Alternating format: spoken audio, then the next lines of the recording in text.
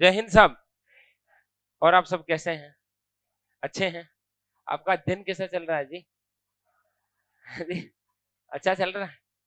चलो अच्छी बात है। ईश्वर करे आपका अध्ययन ऐसे ही, ऐसे तो नहीं, थोड़ा ढंग से चलता रहे। ठीक है। हम शिक्षा शास्त्र के बारे में पिछले कुछ कक्षाओं से लगातार चर्चा कर रहे हैं।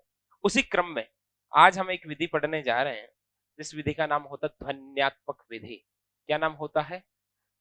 ध्वन्यात्मक विधि। कौन सी विधि? ध्वन्यात्मक विधि।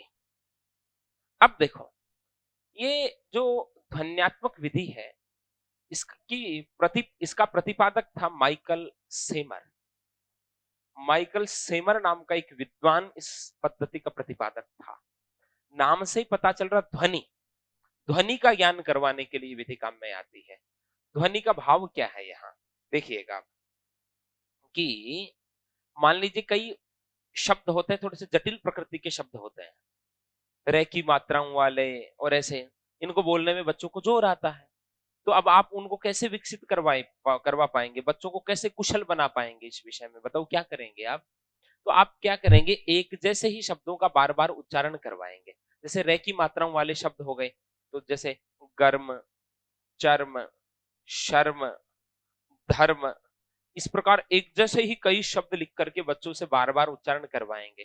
तो जो पर्टिकुलर जो है वो उच्चारण, पर्टिकुलर जो उच्चारण की समस्या है वो उनकी दूर हो जाएगी, क्योंकि एक ही प्रकार के शब्दों का बार बार उच्चारण करने से जहां उनकी जो बाधा आ रही है वो दूर हो जाएगी। तो ध्वन्यात्मक विधि क्यों काम में ली जाती है?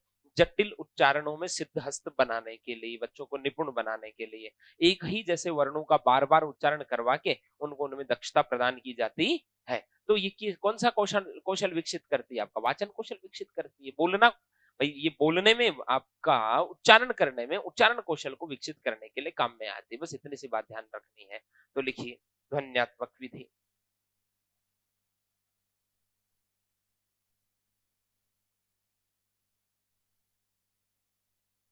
विधि लिखिए।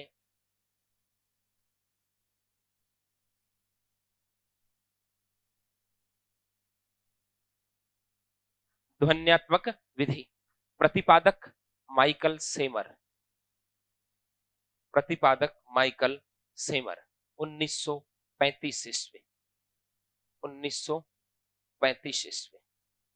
प्रतिपादक माइकल सेमर, 1935 ईस्वी। प्रतिपादक माइकल सेमर, 1935 ईस्वी। लिखो। इस विधि में, इस विधि में अर्थ की अपेक्षा, इस विधि में अर्थ की अपेक्षा ध्वनि पर, इस विधि में अर्थ की अपेक्षा ध्वनि पर अधिक बल दिया जाता है। इस विधि में अर्थ की अपेक्षा ध्वनि पर अधिक बल दिया जाता है। इस विधि में अर्थ की अपेक्षा ध्वनि पर अधिक बल दिया जाता है। भाई इसमें अर्थ का ज्ञान करवाना अपना उद्देश्य थोड़ी है। अपना उद्देश्य क्या ज्ञान करवाना? ध्वनि का, उनके उच्चारण कौशल को विकसित करने का। क्योंकि ऐसे जटिल प्रकार के शब्दों को बोलने में उनको प्रॉब्लम आ रही है, तो अपन वैसे ही 10-15 शब्द लिख करके बार बार बच्चों को उच्चारण करवाएंगे, तो उस प्रकार के जटिल उच्चारणों को वो आसानी से करना सीख जाएंगे। हमें उनका अर्थ सिखाना उस समय उद्देश्य नहीं है। उस समय उद्देश्य क्या है? उनका उच्चारण सिखाना। ठीक है। अगली पंक्ति में लिखिए, एक समान ध्वनि वाले शब्द, एक समान ध्वनि वाले शब्द,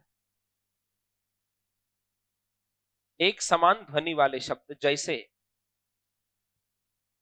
जैसे कर्म, चर्म, शर्म, धर्म, मर्म। एक समान ध्वनि वाले शब्द जैसे मर्म, चर्म, गर्म, शर्म, धर्म, नर्म, हर्म आदि का उच्चारण, का उच्चारण सिखाया जाता है। आदि का उच्चारण सिखाया जाता है। आदि का उच्चारण सिखाया जाता है। ठीक है, ये आपकी कौन सी विधि हो गई? ध्वन्यात्मक विधि। अरे नाम में उत्तर छिपा है, क्या सिखाने के लिए? माने उच्चारण। ध्वनि कब होगी? उच्चारण के समय होगी। भाई कोई जटिल शब्द है, जटिल शब्दों के उच्चारण में बच्चों को जोर आता है। भाई जैसे है से जुड़े हुए उच्चारण बोलने में थोड़ी सी तकलीफ होती है, नीचे रह की मात्रा आ जाए उनको बोलने में दिक्कत आती है, ऊपर रह की मात्रा आ जाए उनको बोलने में बच्चों को प्रॉब्लम आती है। तो क्या करेंगे? वैसे ही 8-10 शब्दों को इकट्ठा करके बच्चों को एक ही प्रवाह में उनका बार बार उच्चारण करवाएंगे, तो पर्टिकुलर उस प्रकार का जटिल उच्चारण करना वो आसानी से सीख जाएंगे। बस इतनी प्रतिपादक है माइकल सेमर 1935 ईस्वी। बस इतनी सी बात। अब एक शिक्षण और होता है, उसको समझना आप। दूरस्थ शिक्षण। कौन सा शिक्षण? अब इसमें देखो पन्ने नहीं भरेंगे, अपन इसको समझ लेंगे केवल। देखो नाम से ही पता चल रहा है, दूर रह करके शिक्षण करना। दूरस्थ शिक्षण क्या होता है?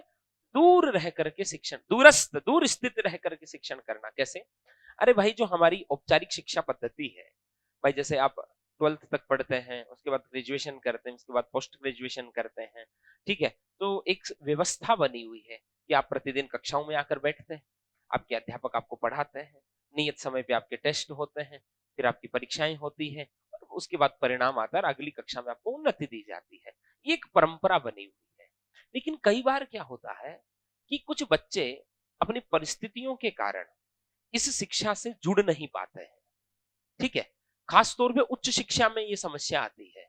जैसे कईयों पे घर का भरण पोषण का दायित्व आ जाता है, उनको साइड वर्क करना पड़ता है, तो कॉलेज में वो हमेशा नहीं जा सकते, कॉलेज में हमेशा वो नहीं जा सकते, तो उस उनके लिए एक अलग व्यवस्था कर दी गई, जिसको हम कहते हैं दूरस्थ शिक्षण। भाई जैसे अपन ये पढ़ते हैं ना, इंदिरा गांधी विश्वविद्यालय इग्नू, या वर्धमान कोटा वाला, ठीक है? ये पढ़ते हैं ना अपन, महात्मा गांधी मुक्त विद्यालय, ये 2-3 नाम पढ़ते हैं ना। ये आपका जैन विश्व भारती लाडनो, इनसे घर बैठे पढ़ते हैं ना कई लोग। भाई जैसे आपने फॉर्म भर दिया, वहां से पुस्तकें आपको घर पर भेज दी गई, वो पुस्तकें इस ढंग से डिजाइन की जाती है कि विद्यार्थी स्वयं पढ़ करके सीख सके, क्योंकि शिक्षक तो होगा ही नहीं ना सिखाने के लिए, उसको तो केवल घर पर बैठकर पढ़ना होगा, ठीक है? तो वो इस सरल ढंग से उन पुस्तकों को डिजाइन किया जाता है कि बच्चा स्वयं पढ़ करके सीख पाए, ठीक है जी? अब बच्चे ने घर बैठ करके पढ़ लिया, अब वहीं से उसको असाइनमेंट बनाने का निर्देश दिया जाता, पहले से तय होता है। ये पाठ पढ़ा, असाइनमेंट बनाया, फिर दूसरा पाठ पढ़ा, फिर असाइनमेंट बनाया, मतलब एक निर्दिष्ट कार्य दिया जाता उसको, और उसके बाद में अंत में उनकी परीक्षा होती है, परिणाम आता है, और उनको अगली कक्षा में उन्नति दे दी जाती है। बहुत से लोग वर्धमान महावीर कोटा यूनिवर्सिटी से करते हैं ना, बीए और एमए करते हैं ना, कई प्रकार के कोर्सेज चलते हैं। तो वो कौन करते हैं? मान लीजिए कोई 12th करके नौकरी लग गया जी, अब वो कॉलेज में रेगुलर एडमिशन तो नहीं ले सकता। हालांकि आजकल तो लोग नाम मात्र का रेगुलर एडमिशन लेते हैं, जाते ही नहीं है, वो दूसरा विषय है। लेकिन नियम तो बनता है ना कि जाना चाहिए, और सरकारी कागजों के अनुसार तो वो 75% उपस्थिति होती ही है, ठीक है? भाई नियम तो, नियमावली तो यही कहती है, ठीक है? अब मान लीजिए कोई 12th करके कोई बैंक में लग गया, अब उसकी इच्छा है मैं भी स्नातक करूं ताकि कल को मुझे भी वो प्रमोशन मिले, पदोन्नति मिले, ठीक है? अब वो वहां डेली रेगुलर एडमिशन तो वो नहीं ले सकता, ठीक है? अब वो महात्मा गांधी से या वीएमओयू से, इनसे वो फॉर्म भर देता है, उनको किताबें भेज दी जाती है, एक बार उनको असाइनमेंट जमा कराने पड़ते हैं, अंत में एग्जाम होती है और उनको स्नातक की डिग्री दे दी जाती है, ठीक है? तो ये उन लोगों के काम की विधि है जो पारंपरिक शिक्षा पद्धति में शामिल नहीं हो पाते, किन्हीं भी कारणों से। कारण कुछ भी हो सकते हैं, मजबूरी हो सकती है, आर्थिक मजबूरियां हो सकती हैं, या फिर किसी कार्य में फंसे हुए हैं, ये हो सकता है, ठीक है? कुछ भी कारण हो सकता है। लेकिन इसका फायदा क्या है? जो लोग पारंपरिक शिक्षा पद्धति, औपचारिक शिक्षा पद्धति में शामिल नहीं हो पाते, वो भी इसके माध्यम से अपनी शिक्षा को आगे बढ़ा सकते हैं, ठीक है? ये इसका फायदा हो गया। लेकिन दोष क्या है? दोष ये है कि विद्यार्थी घर बैठ करके पढ़ रहा है, कितने ही सरल ढंग से आप किताब डिजाइन कर दो, मन में कोई प्रश्न आ गया, तो उस प्रश्न के उत्तर का कोई उपाय है क्या? अरे मन में कोई भी जिज्ञासा जन्म ले ली, तो उस जिज्ञासा की प्रतिपुष्टि का कोई उपाय है क्या? नहीं, क्योंकि शिक्षक तो सामने है ही नहीं। मतलब ये दूरस्थ शिक्षण एक ऐसा शिक्षण है जिसमें शिक्षक और शिक्षार्थी के मध्य मौखिक संवाद नहीं होता, कोई मौखिक संवाद नहीं होता। स्कूल में जो एजुकेशन होती, शिक्षा होती, वो शिक्षक के प्रत्यक्ष ऑब्जर्वेशन में होती है, शिक्षक के जो प्रत्यक्ष निरीक्षण में होती है, शिक्षक उपस्थित रहता है, कौन कितना सीखा, किसने कितना अधिगम किया, किसकी कहाँ कमजोरियां रह रही है, किसको कैसे बुस्टअप करना, वहां पूरी रणनीति होती है। लेकिन इसमें तो कुछ नहीं होती, कोई पढ़ रहा है तो ठीक है, कोई नहीं पढ़ रहा है तो ठीक है। ये इसका बड़ा क्या हो गया, दोष हो गया। ठीक है, अब इसमें घर बैठ करके बच्चा पढ़ता है ना, इसलिए इसको गृह अध्ययन विधि भी कह सकते हैं। कौन सी विधि, गृह अध्ययन विधि। ठीक है, और इसमें पत्राचार के माध्यम से शिक्षा होती है। भाई डाक से आपके पास किताब आती है, आप डाक से असाइनमेंट भेजते हैं, ठीक है, तो इसको पत्राचार शिक्षा भी कहते हैं। कौन सी शिक्षा कहते हैं, पत्राचार शिक्षा। इसमें आप अधिगम करो या नहीं करो आपको कोई कहने वाला नहीं है, इसलिए इसको क्या कहते हैं, मुक्त अधिगम प्रणाली। क्या कहते हैं, मुक्त अधिगम या स्वतंत्र अध्ययन भी इसको कहते हैं। और कई प्रकार की शिक्षा आप इससे ले सकते हैं, इसलिए इसको बहुआयामी शिक्षा भी कहते हैं। कंसेप्ट समझ में आ गया, इसका दोष भी समझ में आ गए। 4-5 पंक्तियां में लिखवा दूं तो लिखिए, दूरस्थ शिक्षण, मुक्त अधिगम नहीं, मुक्त अध्ययन, दूरस्थ शिक्षण लिखो। अनेक अर्थों में प्रयुक्त होने के कारण,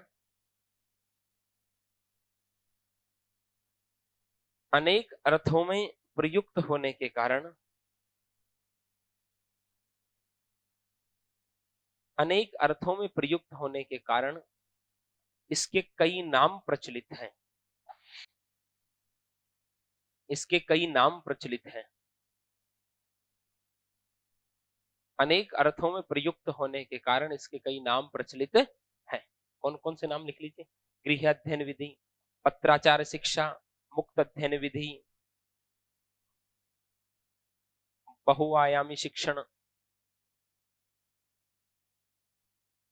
पत्राचार शिक्षण लिख लो शिक्षा के बजाय, पत्राचार शिक्षण विधि, मुक्त अध्ययन विधि, गृह अध्ययन विधि, स्वतंत्र अध्ययन विधि। कई नामों से हम इसको पुकार सकते हैं।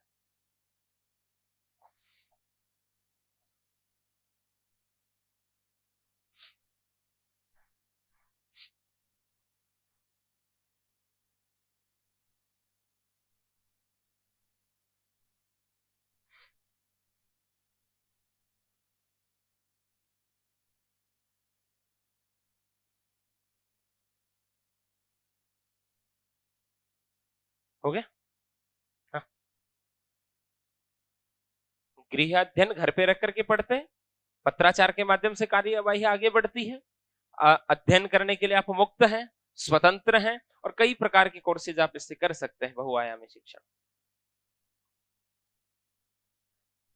आप में से कितने लोग इससे पढ़े हुए हैं, कुछ ना कुछ तो सब इसका लाभ ले ही लेते हैं। धन्यवाद, आगे बढ़े। इसमें एक परिभाषा लिखो, बोर्जी होमबर्ग की। तो ये नाम मात्र की तो परिभाषा होगी, इस कथन के अंदर ये स्पष्ट भी हो जाएगी। बोर्जी होमबर्ग, नाम ही अटपटा है जी। बोर्जी होमबर्ग के अनुसार, बोर्जी होमबर्ग के अनुसार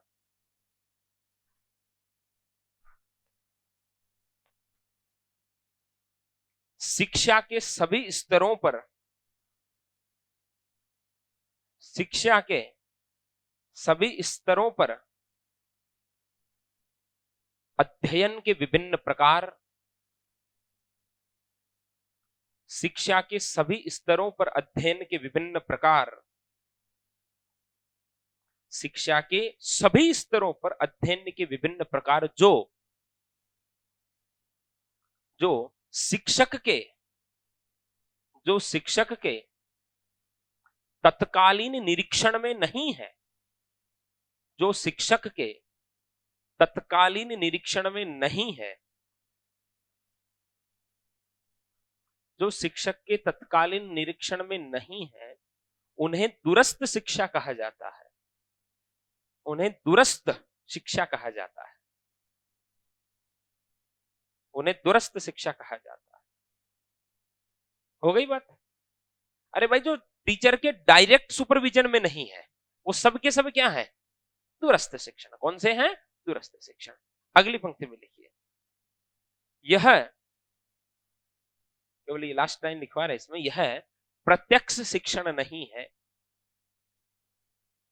यह प्रत्यक्ष शिक्षण नहीं है, अर्थात छात्रों व शिक्षक के मध्य, अर्थात छात्रों व शिक्षक के मध्य प्रत्यक्ष रूप से, छात्रों व शिक्षक के मध्य प्रत्यक्ष रूप से मौखिक शब्दों का संचार, मौखिक शब्दों का संचार नहीं हो पाता है, मौखिक शब्दों का संचार नहीं हो पाता है, मौखिक शब्दों का संचार नहीं हो पाता है। ये आपकी कौन सी शिक्षा हो गई? दूरस्थ शिक्षा। भाई मौखिक शब्दों का संचार थोड़ी होता शिक्षक शिक्षार्थी के मध्य, नहीं होता, क्योंकि ये प्रत्यक्ष शिक्षण है ही नहीं। एक विधि और करवा देते, छोटी सी विधि है ना, ठीक।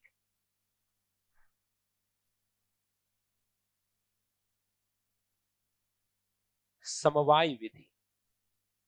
कौन सी विधि? समवाय। ये तेज आवाज क्या कर रहा है? इतनी तेज आवाज क्या है रही? इसको बंद कर दो। हाँ? अच्छा क्या समवाय विधि? देखो समवाय विधि की हालांकि मैं चर्चा कर चुका हूं। जब हम व्याकरण शिक्षण पढ़ रहे थे तब हमने समवाय की चर्चा की थी, लेकिन एक बार अलग से मैं दोबारा चर्चा कर रहा हूं। समवाय की चर्चा नाटक शिक्षण करवाते समय भी मैं कर चुका हूं। समवाय एक्चुअली में कोई मेथड नहीं है, समवाय एक तरीका है पढ़ाने का। समझना कैसे? कि आप इतनी विधियां पढ़ते हो, 20, 22, 24 विधियां पढ़ लेते हो, हर विधि में गुण है और हर विधि में दोष है। शिक्षक जब क्लासरूम में जाए, कक्ष में जाए, तो वो अपनी एक ऐसी विधि बना ले, अपना एक ऐसा तरीका बना ले जिसमें सब विधियों के गुण तो हो लेकिन दोष ना हो। मतलब वो अपना एक नया तरीका बनाता है। हर शिक्षक की अपनी शैली होती है ना पढ़ाने की, तो वो इस प्रकार की एक शैली निर्मित करता है जिसमें दोष कम से कम हो और गुण ज्यादा से ज्यादा हो। भाई जैसे आप व्याख्यान विधि के बारे में पढ़ते हैं तो आपके माथे में क्लियर हो जाता है कि व्याख्यान विधि का सबसे बड़ा दोष ये है कि व्याख्यान विधि से पढ़ाते समय छात्र निष्क्रिय रहते हैं। क्या दोष है? व्याख्यान विधि से पढ़ाते समय छात्र निष्क्रिय रहते हैं, ये इसका दोष है और ये आपको पता है, ये दोष आपको पता है, ठीक है। अब आप चाहेंगे वहां पढ़ाते समय कि आप बच्चों को सक्रिय रखें, आप उनको कहें ए बोलता रहो, ओ पांच लो बोलता रहो, ऐसे सक्रिय रखेंगे आप उनको ताकि किसी को नींद वींद ना आ जाए, ठीक। व्याख्यान विधि आपको पता है कि आपको काम में लेनी है, आपकी मजबूरी है व्याख्यान विधि को काम में लेना, आपको मालूम है अच्छे ढंग से, लेकिन आपको पता है इसमें ये दोष है, तो दोष को निराकृत करके काम में ले लो ना, अपनी एक ऐसी नई शैली विकसित कर लो, ठीक है। उनको सक्रिय रखो, उनको निष्क्रिय मत होने दो। समझ गए समवाय का मतलब क्या होता है? समवाय का मतलब मोटे तौर पे यही होता है। वजह से हम नाटक शिक्षण पढ़ रहे थे, नाटक शिक्षण की हर विधि में गुण भी थे, हर विधि में दोष भी थे। फिर अंत में हमने क्या कहा? सबसे श्रेष्ठ कौन सी? समवाय, मतलब सबका मिला जुला रूप, सबका मिला जुला रूप। व्याकरण शिक्षण में भी और यहां समवाय का मतलब क्या है? मान लीजिए हमने एक विधि पढ़ी थी, भाषा संसर्ग विधि पढ़ी थी। भाषा पढ़ाते पढ़ाते साथ में व्याकरण की चर्चा करना, वही क्या है? भाषा संसर्ग विधि। ऐसे ही है ना, ठीक है। भाषा संसर्ग विधि का विकसित स्वरूप ही क्या है? समवाय विधि। भाषा संसर्ग विधि का विकसित स्वरूप क्या है? समवाय विधि। इसमें क्या होता है? मान लीजिए आप कोई कहानी पढ़ा रहे हैं, आप कोई गद्य पढ़ा रहे हैं, कोई पद्य पढ़ा रहे हैं, कुछ भी पढ़ा रहे हैं, तो गद्य पढ़ाते समय बीच में कोई व्याकरण की चर्चा आई, आपने वही कर दी, और पद्य पढ़ाते समय आपने काव्य शास्त्र की चर्चा कर दी। भाई छंद कौन सा है, रस कौन सा, अलंकार कौन सा है, इसमें काव्य का गुण कौन सा, काव्य का दोष कौन सा, वही उनकी हल्की हल्की व्याख्या भी कर दी। पाठ पढ़ाते पढ़ाते व्याकरण और काव्य शास्त्र संबंधी चर्चा कर देना, वही क्या है? समवाय। वही क्या है? समवाय। समझ में आ गया? तो समवाय का मतलब यही है। लेकिन इसका एक दोष भी है, इसका भी एक दोष है कि इस ढंग से आप व्याकरण या काव्य शास्त्र बच्चों को पढ़ाएंगे तो वो व्याकरण और काव्य शास्त्र का विधिवत ज्ञान प्राप्त नहीं कर पाएंगे। कर पाएंगे क्या? नहीं। भाई आप मान लीजिए आपको कोई रचना पढ़ा रहे हैं, उसके अंदर संयोग से दोहा छंद है, तो आपने दोहे की तो चर्चा कर दी, लेकिन वहां बच्चे को मात्रा गिनना थोड़ी आती है। अब मात्रा की चर्चा करोगे आप तो वर्णिक छंद छूट जाएंगे, तो व्यवस्थित ज्ञान तो नहीं मिलेगा। आप गद्य पढ़ा रहे, गद्य पढ़ाते पढ़ाते बीच में कोई अयादि संधि का शब्द आ गया, आपने अयादि की व्याख्या कर दी, लेकिन अयादि से पहले और भी संधियां बची हुई हैं, उनकी व्यवस्थित व्याख्या आप नहीं कर पाएंगे। ठीक है, बीच में कोई सामासिक पद आ गया, लंबोदर आ गया, आपने कह दिया भगवान गजानन के लिए चलता है, और तीसरा अर्थ प्रधान होता है, वहां बहुरी होता है, लेकिन बहुरी तो अपन सबसे अंत में पढ़ते हैं, बाकी समास तो रह गए। ठीक है, इससे व्याकरण का या काव्य शास्त्र का व्यवस्थित ज्ञान प्राप्त नहीं हो पाता, बस व्यावहारिक ज्ञान जरूर मिल सकता है आपको। एक इसका दोष और भी है कि आप कविता पढ़ाने बीच में काव्य शास्त्र या व्याकरण की चर्चा करने लगे तो आपका मूल पाठ तो रह जाएगा, आप जो मूल पाठ पढ़ा रहे वो तो छूट जाएगा, और आपके वश में नहीं कि वो पाठ कहां कितने आगे तक चला जाए। बीच में आपने व्याकरण की चर्चा छेड़ दी, अब ये व्याकरण की चर्चा कहां जाकर के रुकेगी, आपके वश में थोड़ी ना, ये तो बच्चों की जिज्ञासा पे निर्भर करता है कि कहां तक पहुंच जाए, तो आपका मूल पाठ तो बीच में ही गायब हो गया, वो तो गौण हो गया। ठीक है, इस समवाय के बारे में हर्बर्ट ने भी अपना मत दिया। हर्बर्ट का ये कहना था कि जो है नए ज्ञान को पूर्व ज्ञान के साथ जोड़ दिया जाए तो ज्ञान आसानी से सीखा जा सकता है, उनका ये मानना था। उसको पूर्व पाठ के साथ समायोजित कर दिया जाए, तो इन्होंने दो प्रकार के समवाय सिद्धांत दिए, एक तो लंबीय समवाय और एक सह क्षैतिज समवाय। मतलब इसका मतलब क्या है, एक तो एक विषय के अंगों का आपस में संबंध, एक एक विषय का दूसरे विषयों के साथ संबंध। मतलब मान लीजिए मैं आपको मीराबाई को पढ़ा रहा हूं, मीराबाई का कोई पद आया, मेरे तो गिरधर गोपाल दूसरों ने कोई, ठीक है, ऐसे ही कोई समान भाव वाला मैं तुलसी का पद बीच में आपको बता दूं।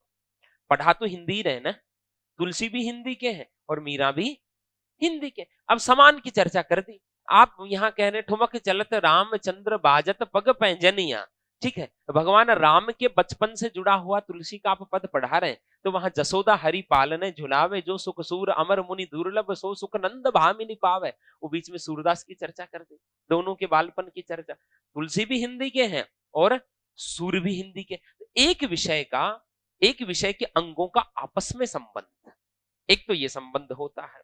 इसमें ऐसे भी देख सकते हैं, पढ़ा कहा नहीं रहे, बीच में व्याकरण की चर्चा आ गई, आपने छेड़ दी। पढ़ा काव्य रहे हैं, बीच में रस छंद अलंकार की चर्चा आपने छेड़ दी, तो दोनों अंग तो हिंदी के ही है ना, तो एक विषय के अंगों का आपस में संबंध, ये लंबई समवाय होता है। एक होता है एक विषय का दूसरे विषयों के साथ संबंध।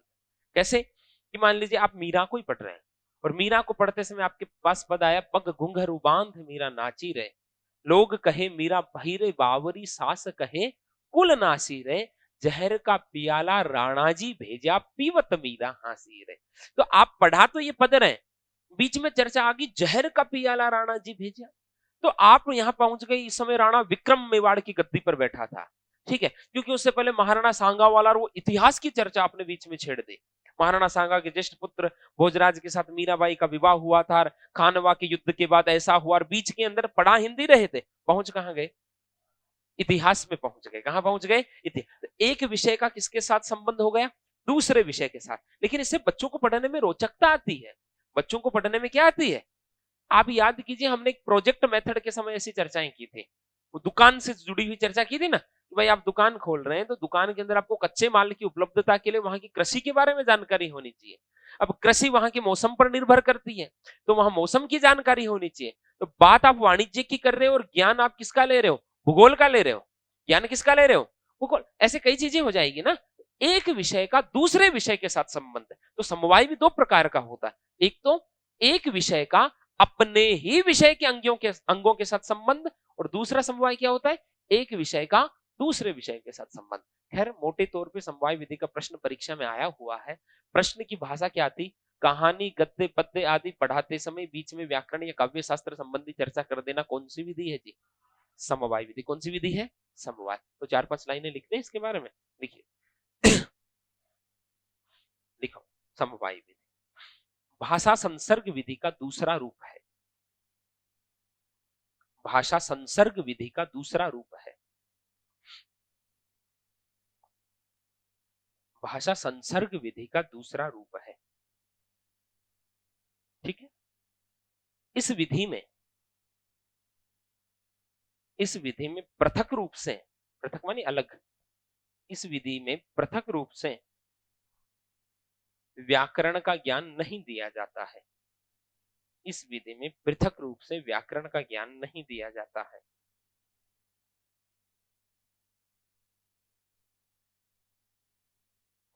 अलग से व्याकरण नहीं पढ़ाते, ठीक है। करते क्या है, लिखो, वो जो प्रश्न की भाषा थी एकदम वही लिखवा देता हूं जो आया हुआ है। रचना, रचना, कहानी, गद्य, रचना, कहानी, गद्य या पद्य, रचना, कहानी, गद्य या पद्य में आए हुए संधि, समास, संधि, समास, उपसर्ग, प्रत्यय आदि से युक्त, आदि से युक्त शब्दों के, आदि से युक्त शब्दों के व्याकरणीय नियमों को, व्याकरणीय नियमों का, व्याकरणीय नियमों का उसी समय,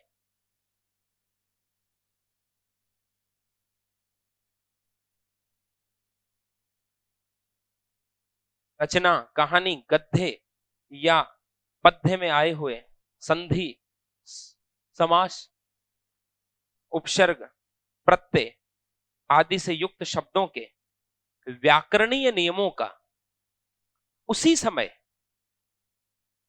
व्याकरणीय नियमों का उसी समय ज्ञान करा देना ही, व्याकरणीय नियमों का उसी समय ज्ञान करा देना ही समवाय शिक्षण विधि है। व्याकरणीय नियमों का उसी समय ज्ञान करा देना ही समवाय शिक्षण विधि है। हो गई बात, स्पष्ट हो गई पूरी। भाई आप कोई रचना पाठ पढ़ा रहे हैं, कोई कहानी पढ़ा रहे हैं, कोई गद्य पढ़ा रहे हैं, कोई पद्य पढ़ा रहे हैं, बीच में कोई संधि समास उपसर्ग प्रत्यय की चर्चा कर दी, वही क्या है, समवाय। क्या है, समवाय। लिखिए अगली पंक्ति में, इसमें, इसमें व्याकरण की शिक्षा, इसमें व्याकरण की शिक्षा लंबी समवाय के द्वारा दी जाती है। इसमें व्याकरण की शिक्षा लंबी समवाय के द्वारा दी जाती है।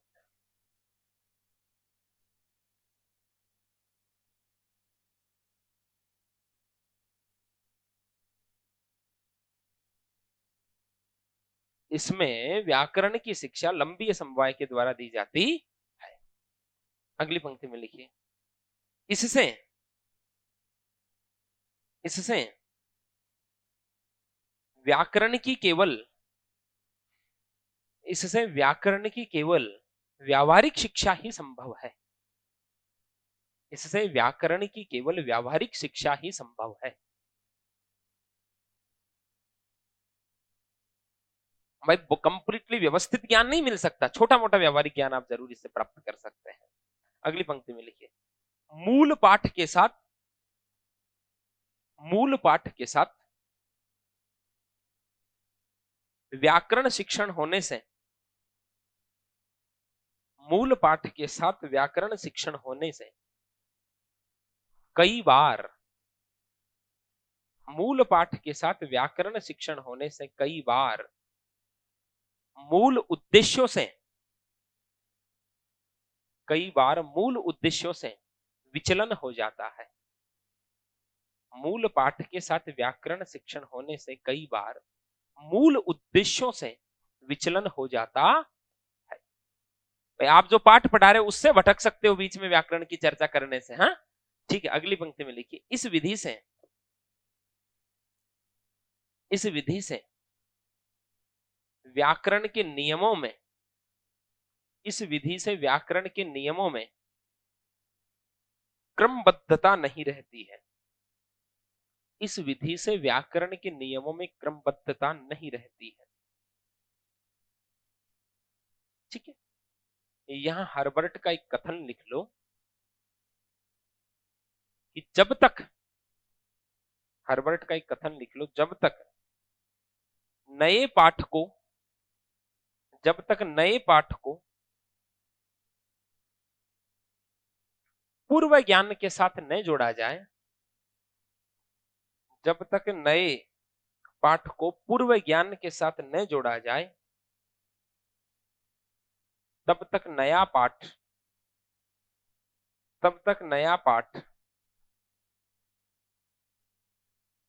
पूर्ण रूप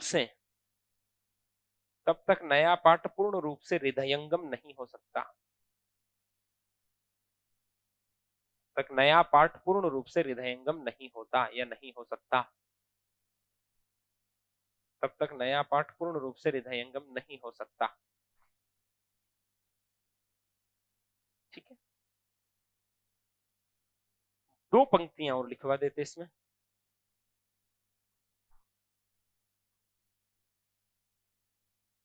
हर्बर्ट का सह संबंध का सिद्धांत, हर्बर्ट का सह संबंध का सिद्धांत। एक तो लंबीय सह संबंध, एक क्षैतिज।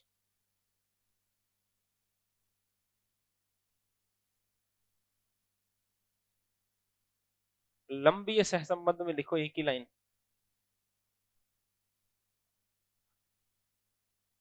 लंबीय सह संबंध में एक ही लाइन लिखो। एक ही विषय के विभिन्न अंगों के साथ संबंध, एक ही विषय के विभिन्न अंगों के साथ संबंध, एक ही विषय के विभिन्न अंगों के साथ संबंध। ठीक है, सेकंड नंबर पे लिखो क्षैतिज सह संबंध, क्षैतिज सह संबंध।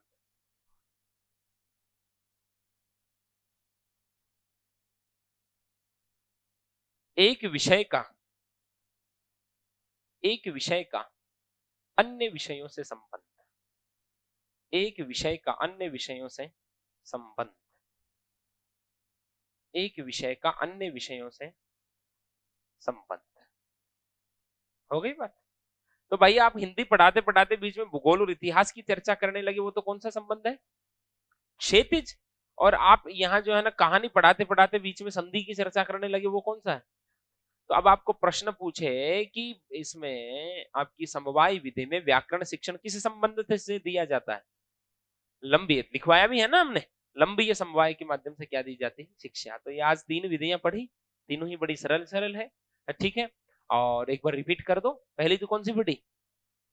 ध्वन्यात्मक विधि। बोलो जरा।